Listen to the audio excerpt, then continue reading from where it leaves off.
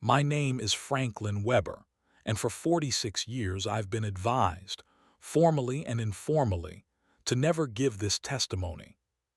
Not in writing, not on record, not to anyone who knew how to listen. In 1978, I was a federal park ranger assigned to a stretch of wilderness that doesn't appear on modern maps the way it once did.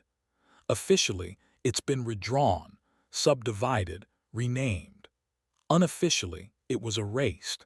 And the reason for that erasure is what I'm finally putting into words now, because the silence around it has grown louder than the truth ever was.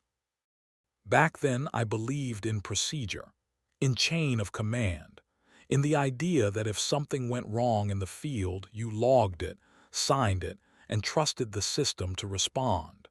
That belief didn't survive my third week in that sector. The warning came early. I just finished orientation when my supervisor, a man who'd been in the service long enough to stop asking questions, pulled me aside near the vehicle shed. The air smelled like oil and wet pine. He didn't look at me when he spoke.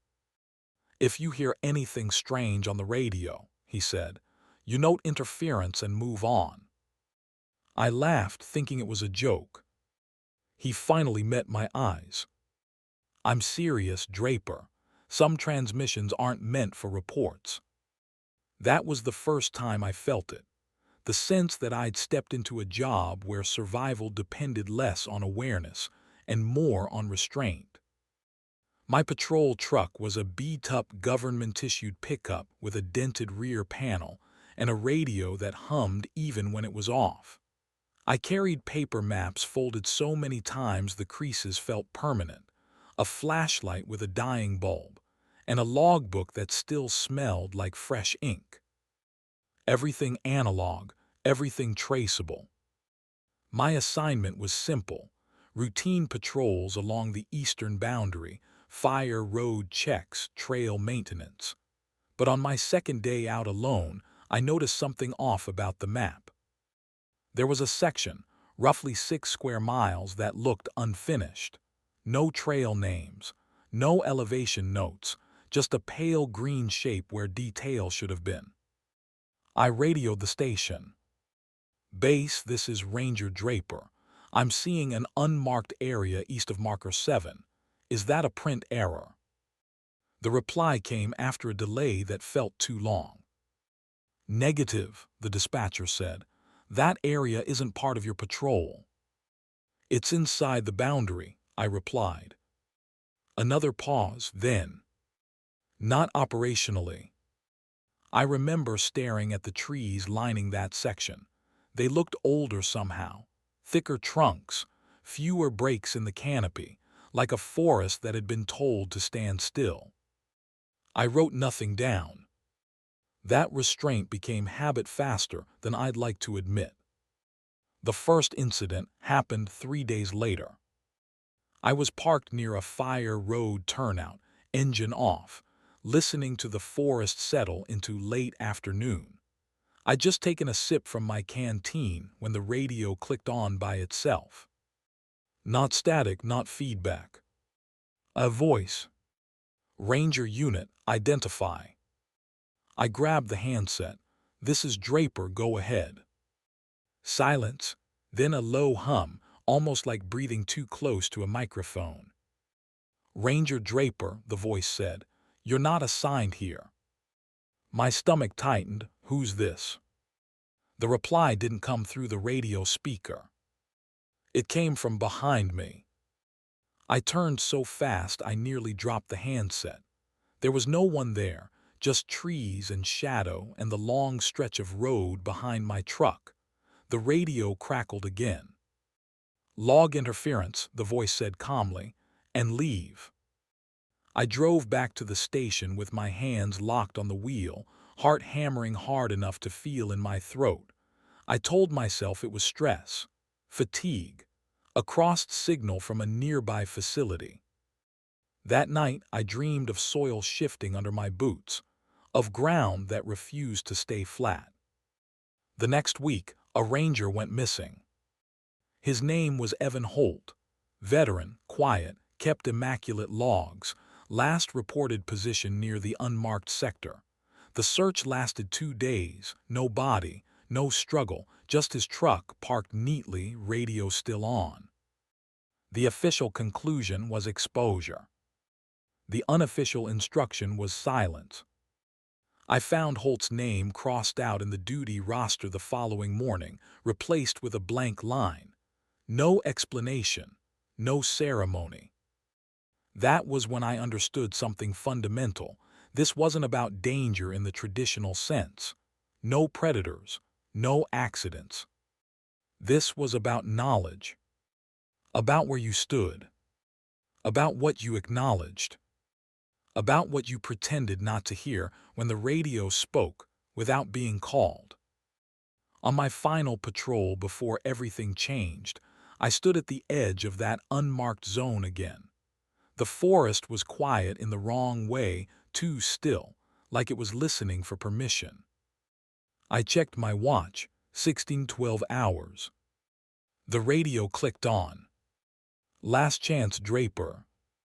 That was when I realized the warning I'd been given wasn't meant to protect me. It was meant to protect whatever was buried out there, waiting for someone to speak its name. I didn't cross into the unmarked sector that day. That's impo. Artant. Not because it absolves me, but because it proves something else.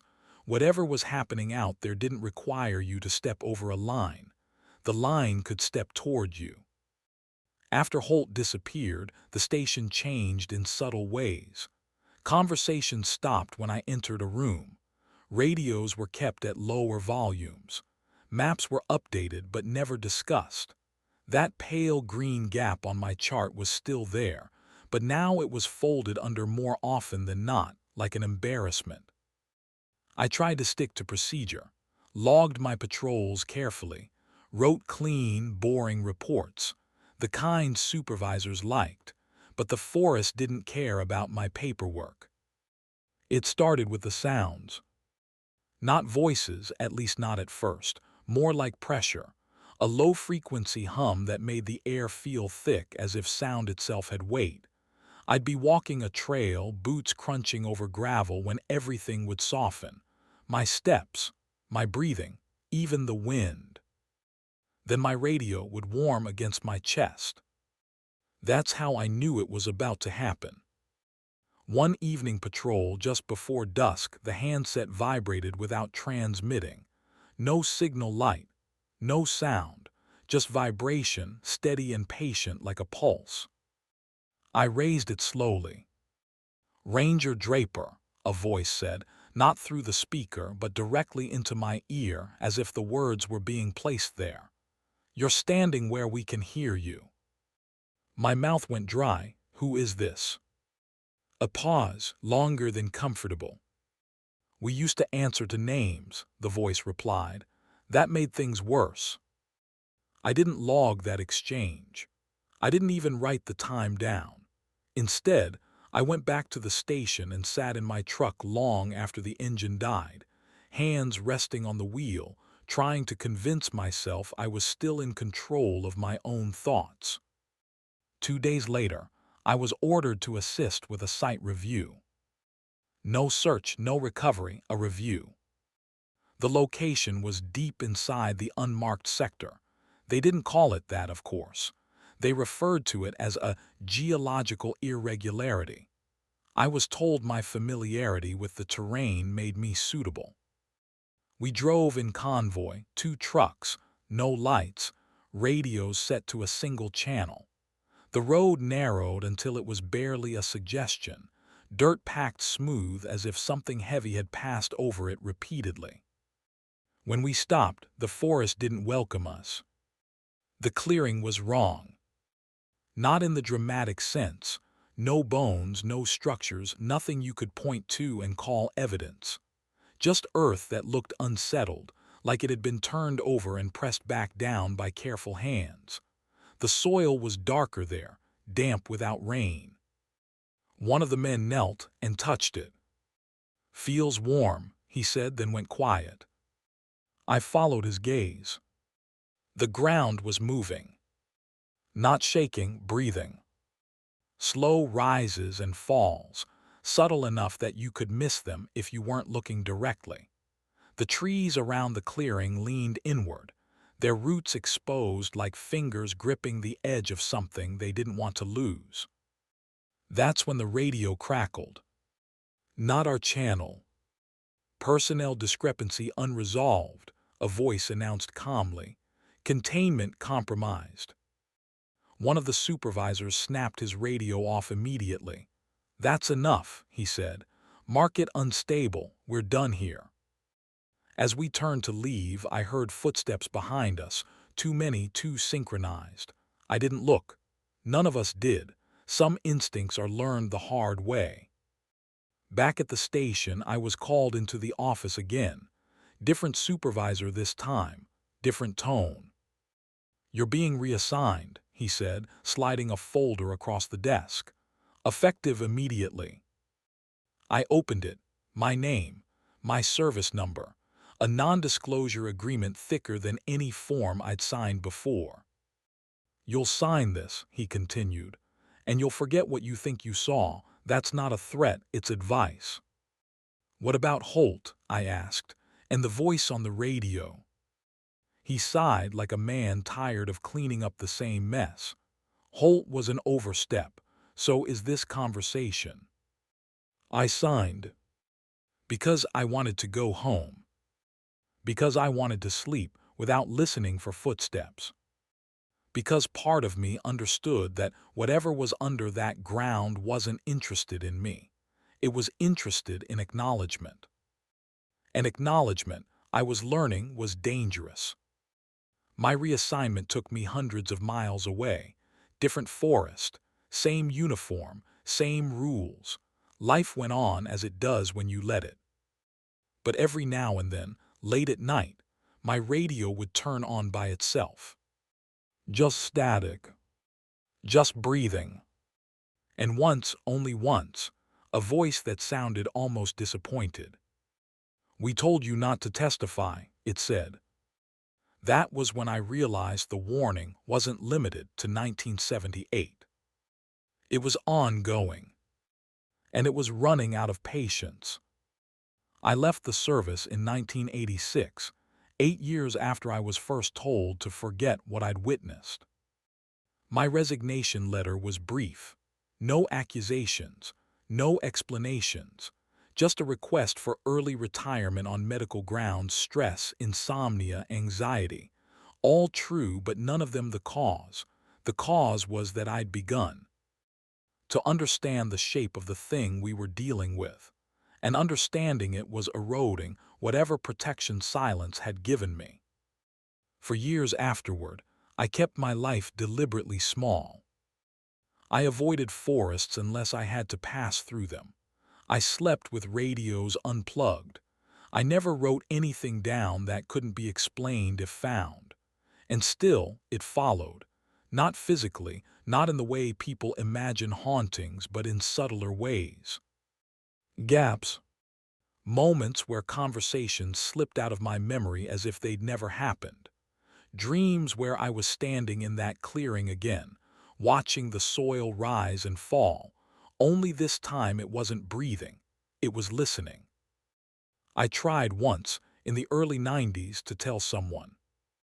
A journalist, a man who specialized in environmental mismanagement and government secrecy.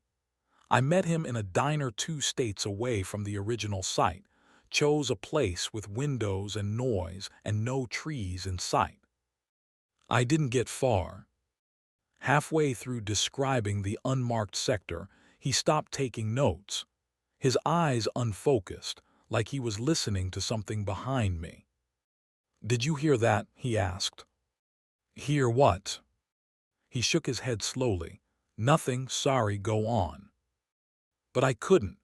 The words wouldn't arrange themselves properly anymore. Every sentence felt like it was being pushed sideways before it left my mouth.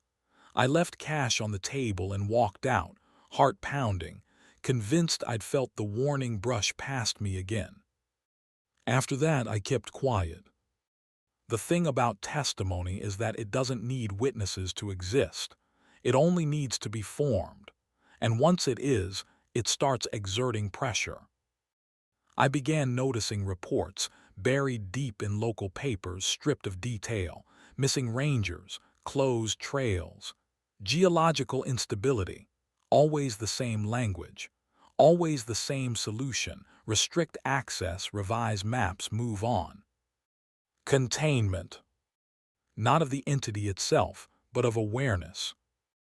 Because that's what it feeds on, not fear, not bodies, but recognition. The moment someone understands what they're standing on, the ground responds. The forest closes ranks. The radio answers. I'm old now. My hands don't steady like they used to. My memory frays at the edges. But this remains clear, sharper than anything else in my life. The reason I was warned never to give this testimony isn't because it would expose a mistake. It's because it would complete a process. The thing beneath that forest was interrupted decades ago, cut off mid-cycle, sealed without ceremony, and it's been waiting ever since for enough people to know it's there, to acknowledge the shape of the absence. That's why rangers disappear. Not taken, not killed, reclassified. They step too close to understanding, and the system, human and otherwise, corrects the imbalance. I don't know what happens when the last layer of silence erodes. I don't know if the forest will reclaim what was buried, or if what's buried will reclaim the forest. I only know this. If you're listening to this, the testimony exists now. It's logged somewhere that can't be redacted, and that means the rules are changing. So if you ever find yourself holding an old paper map with a section that doesn't make sense, if your radio answers before you speak, if someone in authority tells you calmly that some areas are not operationally real, understand that you've been given a choice. Silence buys time. Testimony buys truth. And truth in places like that has a way of waking things up. This is Lionel Draper. This is the testimony I was warned never to give.